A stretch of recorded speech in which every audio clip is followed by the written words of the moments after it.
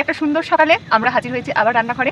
এই নবরত্নের জন্য যে যে উপকরণগুলো লাগবে সেগুলো হলো ফুলকপি, শিম, ওলকপি, ক্যাপসিকাম, গাজর, মূলো, বিনস কড়াই আর এখানে বেগুন। সব সবজিগুলো জলেতে আমি ভাপিয়ে নেব। ভাপানো ভালো মতোই হয়ে গেছে, এবার আমি নামিয়ে নেব, নামিয়ে জল ঝারিয়ে নেব। এবার তুলে নিচ্ছি আর এতে সমস্ত সবজিগুলো দিয়ে দেবো। এই কষতে কষতেই আমি দিয়ে দেবো এখানে পোস্ত, কাজু বাদাম আর চালমগজ যে বাটাটা আছে সেটা দিয়ে দেবো।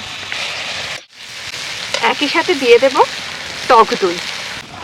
এতদিন তো মাছ মাংসের গন্ধ উঠতে দেখেছি, মাছের টাটকা সবজিরও যে গন্ধ হতে পারে, এত সুন্দর গন্ধ হচ্ছে, মানে চারিদিক পুরো একেবারে মাতিয়ে দিচ্ছে। এগুলো অনেকটাই ভাপে সেদ্ধ হয়ে গেছে, অল্প সামান্য জল দেবো।